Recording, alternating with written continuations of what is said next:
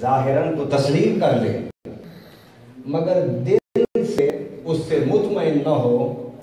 فرمایا اے میرے پیارے حبیب، میں قسم اٹھا کے تیرے رب کی قسم اٹھا کے کہتا ہوں کہ وہ مومن نہیں ہو سکتا۔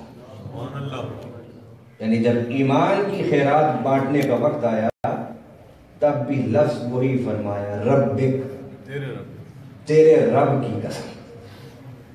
اور حضور صلی اللہ علیہ وسلم پر جب وحی آئی اس کے بعد کچھ انقطاع ہو گیا وحی میں، وحی کا اترنا موقوف ہو گیا،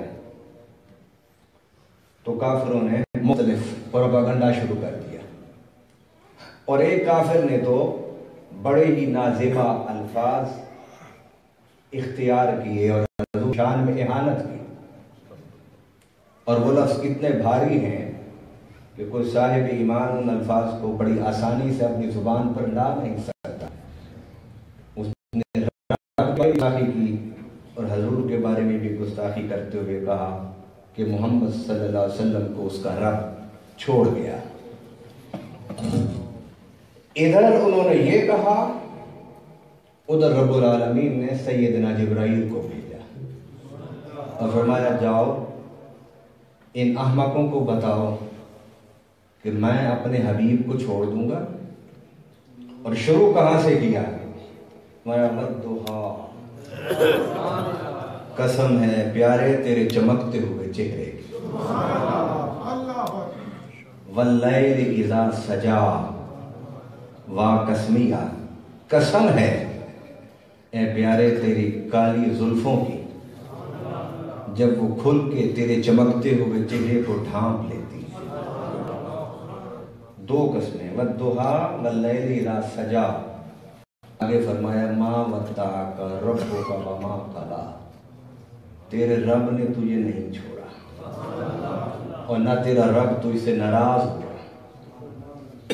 امام فخر الدین فرماتے ہیں کہ ان کے اعتراض پر یہ ایک لفظ ہی کافی تھا، واللیل ہی کافی تھی۔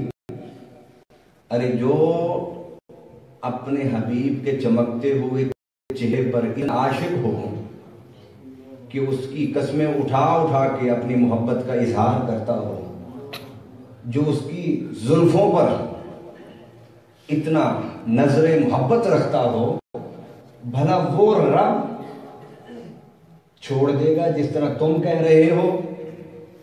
مگر اللہ جانتا تھا کہ کچھ معاندین کو اسی سے سمجھ آ جائے گی کہ رب نے نہیں چھوڑا، اور رب کی یہ دونوں آیتیں ان کے اس جملے کا جواب ہے۔